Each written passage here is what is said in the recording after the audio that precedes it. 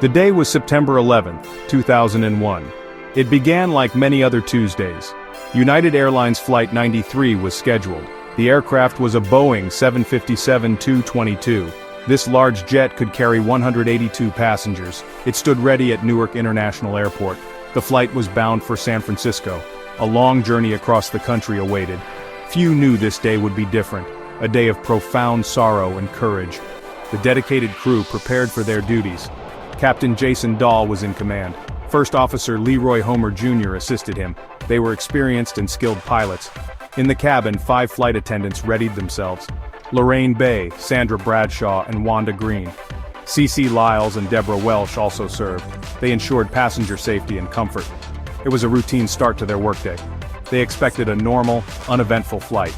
The flight was set for an early departure. Its scheduled time was 8 a.m. Eastern Time. However, the airport was busy that morning. Heavy air traffic caused a significant delay. Flight 93 finally lifted off at 8:42 a.m. This was a delay of 42 minutes. This unforeseen change in timing was crucial. It would later give passengers vital information. A small delay with immense consequences. The plane climbed into the clear blue sky. 33 passengers were on board that day. They came from many different places. Each had their own reasons for travel. Some were going home, others on business. Some were heading for vacations. Together with the 7 crew members, they numbered 40. 40 souls embarking on a journey. None could have predicted the terror ahead. They settled in for the flight to California, unaware of the darkness that loomed.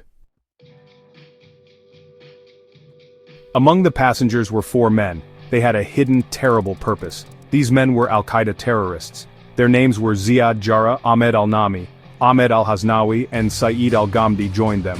Jarrah was trained as a pilot. They had boarded the plane with deadly intent. Their mission was one of destruction. They planned to turn the plane into a weapon, a horrifying suicide mission against America. The hijackers' intended target was symbolic. Evidence strongly suggests it was the U.S. Capitol. This building in Washington, D.C. housed Congress. The White House was also considered a possibility. Their goal was to strike at the heart of American democracy. This was part of a larger, coordinated attack. 3 other planes had already been hijacked. The nation was unknowingly under siege. Flight 93 was the 4th part of this plan, a plan designed to cause maximum fear. The hijacking began swiftly and brutally. It happened around 9:28 a.m.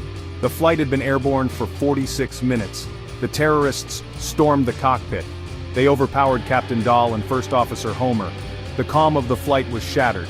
Passengers were suddenly faced with terror. The hijackers announced they had a bomb. They ordered everyone to stay seated. Control of the Boeing 757 was now theirs. Once in control, Ziad Jarrah took the stick. He was the hijacker with flight training. The plane changed its course abruptly. It turned away from San Francisco. The autopilot was reprogrammed. The new destination was Washington, D.C. The terrorists were now flying the aircraft. They were heading towards their target. The passengers and crew were captives. Their normal flight had become a nightmare. Inside the cabin, fear turned to action. Passengers and crew began making phone calls. They used the plane's airphones and cell phones. 13 passengers managed to make 37 calls. They spoke to family, friends, and authorities. Through these calls, they learned the awful truth. They heard about the attacks in New York. 2 planes had struck the World Trade Center. Another plane had hit the Pentagon. Their own plane was part of this terror. The callers painted a grim picture. They understood the hijackers' intentions. These were not ordinary hostage-takers. The terrorists were on a suicide mission. There would be no negotiations, no safe landing. The passengers and crew faced certain death. But they also knew something else. Their plane was now a guided missile. It was aimed at another American landmark. They had a desperate choice to make. A spirit of defiance began to grow. The passengers and crew talked amongst themselves. They made a brave and historic decision. They would not let the terrorists succeed. They voted to fight back. They would try to retake the cockpit. It was an incredible act of courage. They knew the odds were against them, but they chose to act, to resist. Todd Beamer's famous last words were, "Let's roll." The uprising began with fierce determination. Passengers and crew members charged forward. They moved towards the front of the plane. The cockpit voice recorder captured the sounds. Sounds of a desperate struggle were heard. Shouts, screams, and breaking glass. The heroes fought with all their might. They tried to breach the cockpit door. They battled the hijackers for control. Their actions were truly heroic. The struggle in the sky was intense. The hijackers fought to maintain control.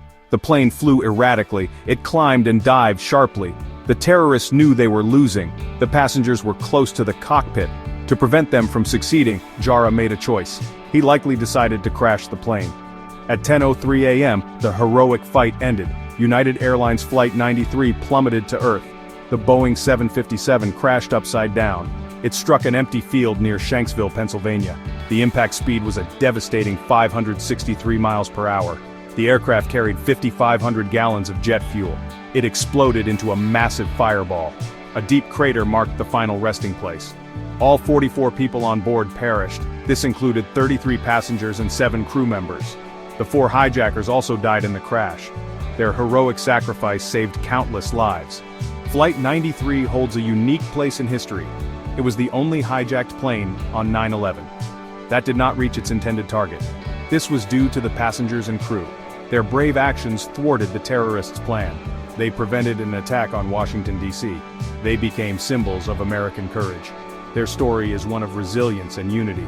Ordinary people facing extraordinary evil. Their heroism shines brightly. Today, the Flight 93 National Memorial stands. It is located near the crash site in Pennsylvania.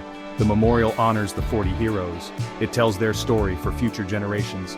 There is a visitor center with exhibits. A wall of names lists each victim. The serene landscape invites reflection. It is a place of sorrow and inspiration. The courage of Flight 93 will never be forgotten. Their legacy endures.